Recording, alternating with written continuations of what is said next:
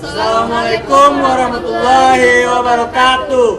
Baiklah, perkenalkan kami dari kelompok 2 akan menjelaskan materi mengenai karbohidrat, mata kuliah biokimia. Perkenalkan, nama saya Adela Despita sebagai moderator. Saya Yudita Andriani sebagai penyertai materi. Saya Das Putra sebagai penyampai materi. Saya Robin Putra sebagai penyampai materi. Berikut simaklah penjelasan mengenai materi karbohidrat dari kelompok kami.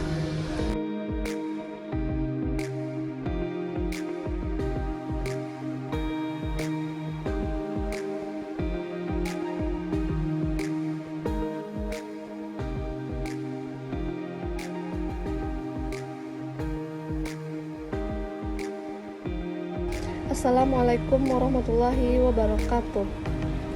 Nama saya Yudita Andriani akan menjelaskan tentang pengertian dan struktur karbohidrat. Pengertian dan struktur karbohidrat. Karbohidrat berasal dari kata karbon dan hidrat. Nama lain dari karbohidrat adalah sakarida yang berarti gula. Rumus umumnya adalah CnH2ON. Setiap gram karbohidrat mengandung 4,1 kalori. Secara kimia, karbohidrat merupakan senyawa polihidroksialdehid atau senyawa polihidroksiketon, yaitu senyawa yang memiliki banyak gugus hidroksi atau OH dan memiliki gugus aldehid, maka disebut dengan polihidroksialdehid, atau senyawa yang memiliki banyak gugus hidroksi dan memiliki gugus keton dan disebut dengan polihidroksiketon. Ini adalah struktur molekul karbohidrat. Struktur karbohidrat yang digambarkan oleh Fischer sebagai rantai terbuka dan oleh Howard sebagai rantai tertutup. Seperti fruktosa yang digambarkan oleh Fischer, yaitu seperti rantai C lurus, sementara oleh Howard merupakan struktur melingkar atau siklis dengan bentuk segi 5, dan glukosa yang digambarkan oleh Fischer seperti rantai C lurus atau rantai terbuka, sementara oleh Howard digambarkan melingkar atau siklis yang berbentuk segi 6 piranosa. Klasifikasi karbohidrat berdasarkan gugus fungsi yaitu digolongkan menjadi 2. Yang pertama adalah aldosa, yaitu karbohidrat dengan gugus hidroksil dan aldehid. Sebagai contohnya adalah glukosa dan galaktosa. Yang kedua adalah ketosa, yaitu karbohidrat dengan gugus hidroksil dan gugus keton. Contohnya adalah fruktosa. Jadi, kalau kita perhatikan, glukosa dan galaktosa memiliki gugus aldehid, sementara fruktosa memiliki gugus keton. Karbohidrat juga digolongkan berdasarkan jumlah molekul penyusunnya. Ada monosakarida, oligosakarida, dan polisakarida. Monosakarida adalah karbohidrat yang paling sederhana, yang hanya terdiri dari satu molekul sakarida saja. Contohnya glukosa, fruktosa, dan galaktosa. Oligosakarida dan polisakarida adalah gula kompleks yang mengandung lebih dari 2 molekul gula dan terikat dalam satu rangkaian. Contohnya adalah laktosa, sukrosa, dan maltosa. Dan kalau polisakarida contohnya adalah amilum, selulosa, dan glikogen.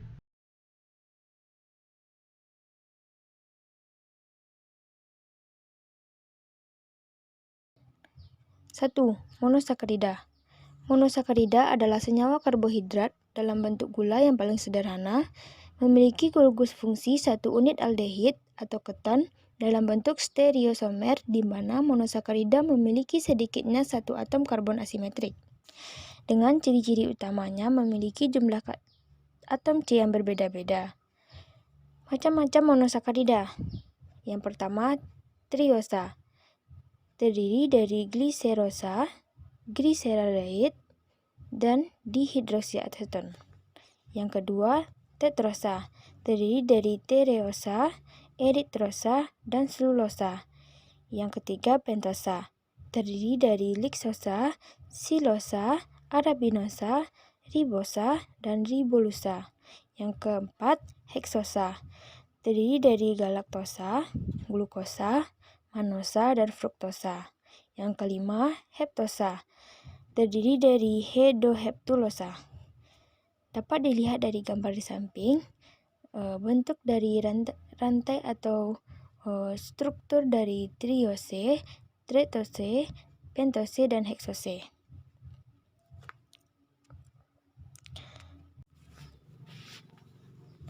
Berikutnya merupakan gambar struktur dari glukosa yang dapat kita lihat dalam gula madu, dan yang kedua gambar struktur dari fruktosa yang dapat kita jumpai dalam gula buah, dan yang ketiga gambar struktur dari galaktosa yang dihasilkan dari hasil hidrolisis laktosa. Selanjutnya, sifat-sifat monosakarida. Yang pertama yaitu glukosa dapat memutar bidang polarisasi cahaya ke kanan dan dapat diidentifikasi dengan larutan Fehling atau endapan merah mata. Dan jika difermentasi dapat menghasilkan alkohol. Yang kedua, fruktosa memutar bidang polarisasi cahaya ke kiri dan dapat menghasilkan endapan merah bata dengan larutan Fehling dan dapat difermentasi. Yang ketiga, galaktosa dapat direduksi oleh larutan Fehling membentuk endapan merah bata dan tidak dapat difermentasi.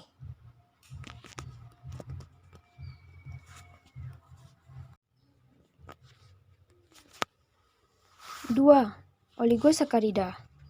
Oligosakarida merupakan gabungan dari molekul-molekul monosakarida yang jumlahnya antara 2 sampai 8 molekul. Oligosakarida terdiri atas dua bentuk. Yang pertama, disakarida, dan yang kedua, trisakarida. Disakarida, senyawanya terbentuk dari dua molekul. Di bawahnya dapat kita lihat gambar struktur dari laktosa yang dapat ditemui dalam gula susu, dan yang kedua, gambar struktur dari sukrosa yang dapat kita temui dalam gula batu atau gula pasir, dan yang ketiga, gambar struktur dari maltosa yang dapat kita jumpai dalam permen. Yang kedua, trisakarida memiliki 3 molekul monosakarida. Di bawahnya dapat kita lihat gambar struktur dari galaktosa, glukosa, dan fruktosa yang dapat dijumpai dalam kacang merah. Sifat-sifat oligosakarida. 1. Sukrosa dan laktosa tidak dapat difermentasi, sedangkan maltose dapat difermentasi. Yang kedua, maltosa dan laktosa dapat mereduksi larutan Fehling, sedangkan sukrosa tidak dapat direduksi.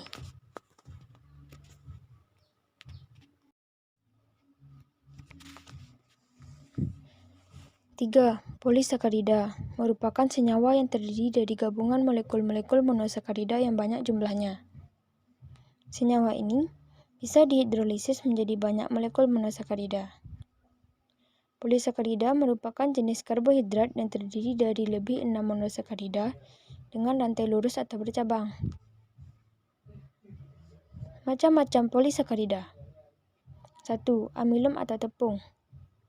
Memiliki rantai A-glikosidik atau glukosan dan mengandung amilosa sebanyak 15-20% dengan rantai heliks dan tidak bercabang. Dan mengandung amilopektin sebanyak 80-85% dengan rantai bercabang. Dan terdiri dari 24-30 residu glukosa dengan simpanan karbohidrat terdapat pada tumbuhan. Dan tes LOD-nya berwarna biru dan ikatan C1-4-nya dengan rantai lurus dan ikatan C1-6-nya rantai titik bercabang. 2. Selulosa atau serat tumbuhan. Konstituen utama framework-nya adalah tumbuhan dan tidak larut air serta terdiri dari unit B. Selulosa tidak dapat dicerna mamalia karena enzim untuk memecah ikatan beta tidak ada dalam usus ruminantia. Herbivora adalah mikroorganisme yang dapat memecah ikatan beta. Dengan hasilnya selulosa yang dapat dijadikan sebagai sumber karbohidrat. 3. Glikogen. Simpanan polisakaridanya terdapat dalam binatang. Glukosan atau rantai A memiliki rantai cabang yang banyak. Eloditesnya berwarna merah. 4. Kitin merupakan polisakarida invertebrata. Kitin merupakan polisakarida struktural ekstraselular yang ditemukan dalam jumlah besar pada Curticula anthropoda dan dalam jumlah kecil ditemukan dalam spons, moluska, dan annelida. 5. Glikosaminoglikan merupakan karbohidrat kompleks dan merupakan tambahan asam uronat dan amina. Penyusun jaringannya misalnya tulang, elastin, dan kolagen. Contoh, asam hyaluronat dan kondroitin sulfat. 6. Glikoprotein terdapat di cairan tubuh dan jaringan, dan terdapat di membran sel, serta merupakan hasil dari protein ditambah dengan karbohidrat. Assalamualaikum warahmatullahi wabarakatuh. Perkenalkan, nama saya Raffi Putra. Saya akan menjelaskan sedikit tentang fungsi karbohidrat. Yang pertama yaitu sumber energi, seperti yang sudah dijelaskan di atas bahwa fungsi utama energi, kebutuhan energi dapat dicukupkan dengan mengkonsumsi makanan yang mengandung karbohidrat. Karbohidrat akan dipecah menjadi glukosa dan akan diserap pada aliran darah. Yang kedua, mempertahankan massa otot tubuh. Fungsi karbohidrat juga mempertahankan massa otot tubuh bagi manusia. Ketika tidak ada cadangan makanan atau lemak, energi akan menggunakan otot untuk beraktivitas. Yang ketiga, menghindarkan tubuh dari risiko penyakit. Fungsi karbohidrat menghindari tubuh dari risiko penyakit. Dalam hal ini, karbohidrat sering dikaitkan dengan penyakit serangan jantung dan diabetes.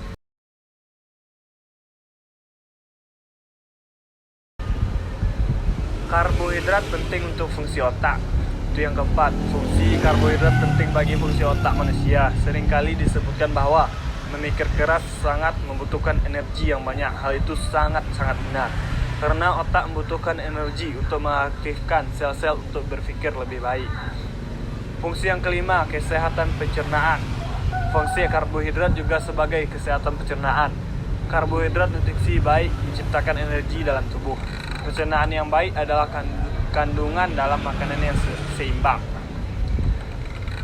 Ketika perut dalam bermasalah, berarti ada yang salah dalam asupan makanan, sehingga sebisa mungkin harus makan makanan yang seimbang. Fungsi yang keenam yaitu mengoptimalkan fungsi protein. Dalam hal ini, karbohidrat juga ada kaitannya dengan protein. Karbohidrat dapat mengoptimalkan fungsi protein dalam tubuh manusia. Manusia harus mengoptimalkan asupan karbohidrat agar fungsi protein juga bisa diserap dalam tubuh secara baik, karena keduanya adalah bagian terpenting bagi tubuh manusia. Yang ketujuh, mengendalikan berat badan. Pernahkah Anda menjalankan diet? Tentu makanan yang sangat dihindari adalah karbohidrat, karena karbohidrat dapat mengendalikan berat badan manusia. Karbohidrat dapat menjadi pemicu naik turunnya berat badan. Fungsi yang kedelapan, mencegah berbagai serangan penyakit. Fungsi karbohidrat juga dapat mencegah berbagai penyakit. Serat yang terkandung dalam karbohidrat dan mencegah berbagai penyakit dalam sistem kekebalan tubuh. Karbohidrat dalam kandungan sayur atau buah-buahan nutrisi yang terbaik bagi tubuh. Oleh karena itu, sangat disarankan mengatur karbohidrat dengan baik agar terhindar dari berbagai macam penyakit. Yang kesembilan, memelihara kesehatan jantung. Fungsi karbohidrat yang selanjutnya adalah memelihara kesehatan jantung. Kandungan serat dari buah dan sayur dapat membuat kandungan jantung semakin sehat dan kuat, tetapi tidak direkomendasikan nasi. Yang ke-10, meningkatkan penyerapan nutrisi. Bukan hanya protein saja, tetapi karbohidrat dapat menyerap nutrisi lain dalam tubuh manusia. Nutrisi yang baik karbohidrat adalah laktosa. yang sangat penting bagi tubuh manusia. Menjaga asupan karbohidrat adalah menjaga nutrisi, daya tahan tubuh, dan keseimbangan nutrisi tubuh. Assalamualaikum warahmatullahi wabarakatuh. Baiklah teman-teman, perkenalkan nama saya Indra Saputra. Di sini saya akan menjelaskan tentang penyerapan karbohidrat dalam tubuh.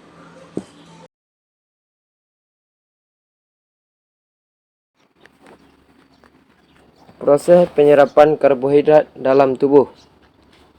Ada dua mekanisme penyerapan yang terjadi di usus halus, yaitu pasif difusi dan aktif difusi. Penyerapan secara pasif difusi yaitu penyerapan yang berlangsung menurut hukum keseimbangan osmosis dan difusi, di mana diketahui zat-zat makanan akan mengalir dari yang berkonsentrasi tinggi ke tempat yang berkonsentrasi rendah. Sedangkan penyerapan aktif difusi yaitu proses penyerapan yang membutuhkan energi. Proses pencernaan karbohidrat dimulai di mulut. Saat kita mengunyah makanan, kelenjar ludah mengeluarkan enzim yang disebut saliva amilase. Enzim ini memecah pati dan glikogen menjadi disakarida. Setelah makanan ditelan, makanan itu masuk ke lambung. Di sini, asam pencernaan yang disekresi oleh kelenjar lambung memainkan peran utama dalam memproses molekul lebih lanjut. Tujuan akhir pencernaan dan absorpsi karbohidrat adalah mengubah karbohidrat menjadi ikatan-ikatan lebih kecil, terutama berupa glukosa dan fruktosa, sehingga dapat diserap oleh pembuluh darah melalui dinding usus halus. Dari lambung, sejumlah kecil makanan memasuki usus kecil di mana sebagian besar karbohidrat dicerna. Bagian pertama dari usus kecil adalah duodenum yang menerima enzim yang disebut pankreas amilase yang dilepaskan dari pankreas. Enzim ini membagi molekul pati dan glikogen menjadi disakarida. Dinding bagian dalam usus kecil ditutupi dengan proyeksi kecil yang disebut villi. Juluran villi ini memainkan peran penting dalam proses penyerapan nutrisi. Enzim-enzim ini selanjutnya memecah molekul karbohidrat, yaitu mereka memecah disakarida menjadi monosakarida. Bagian karbohidrat kompleks yang tidak dapat dicerna seperti serat makanan ditransfer ke usus besar, dan dari sana ia diekskresikan dengan buang air besar. Ketika monosakarida diserap ke dalam aliran darah, kadar gula darah tubuh kita naik dari tingkat normal. Pankreas mengeluarkan hormon insulin sehingga glukosa yang diserap dapat dihisap dari darah, mengubahnya menjadi glikogen yang kemudian disimpan di dalam hati, didistribusikan ke berbagai otot. Glikogen yang disimpan digunakan oleh tubuh untuk mendapatkan energi untuk melakukan berbagai kegiatan dan aktivitas. Jika kapasitas penyimpanan glikosa pada hati dan otot menjadi penuh, jumlah glukosa yang berlebih diubah menjadi lemak dan disimpan dalam simpanan lemak tubuh. Proses pencernaan karbohidrat yang disebut di atas menyediakan energi bagi tubuh kita untuk melakukan berbagai aktivitas fisik dan mental, pernapasan, dan aktivitas signifikan lainnya. Sekian penjelasan saya mengenai proses penyerapan.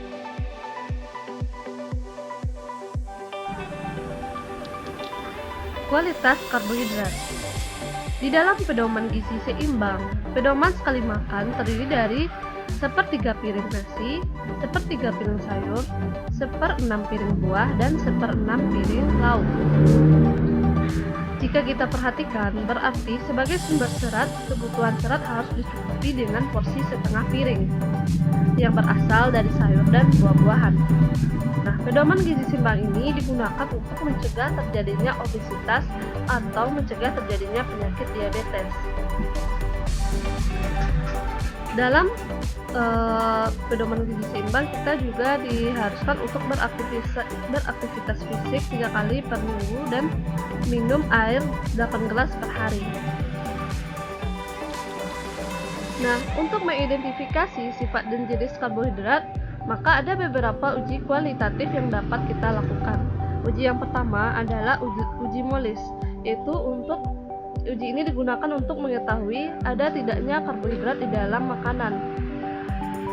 Karbohidrat positif terhadap uji ini yaitu ditandai dengan munculnya cincin berwarna ungu. Uji yang kedua adalah uji Benedict. Uji ini dilakukan untuk mengidentifikasi jenis karbohidrat reduksi, yaitu semua jenis monosakarida, laktosa, dan maltosa. Uji positif ditandai dengan terbentuknya endapan merah bata.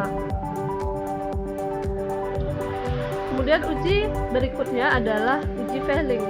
Uji ini prinsip dan tujuannya sama dengan uji Benedict, sehingga kita boleh memilih salah satu uji dari keduanya dalam mengidentifikasi gula reduksi. Kemudian yang keempat yaitu adalah uji Berkut, yaitu membedakan monosakarida dengan disakarida. Contohnya untuk monosakarida seperti glukosa, fruktosa, dan galaktosa. Uji positif terjadi pada monosakarida yang ditandai dengan adanya endapan merah bata.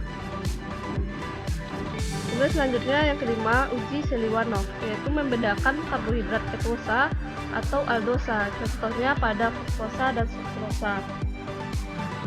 Uji positif ditandai dengan terbentuknya warna merah ceri. Dan yang terakhir adalah uji iodin, adalah uji polisakarida yang digunakan untuk mengidentifikasi polisakarida, contohnya pada amilum, glikogen, dan selulosa. Pada amilum, uji positif ditandai dengan terbentuknya senyawa kompleks berwarna biru.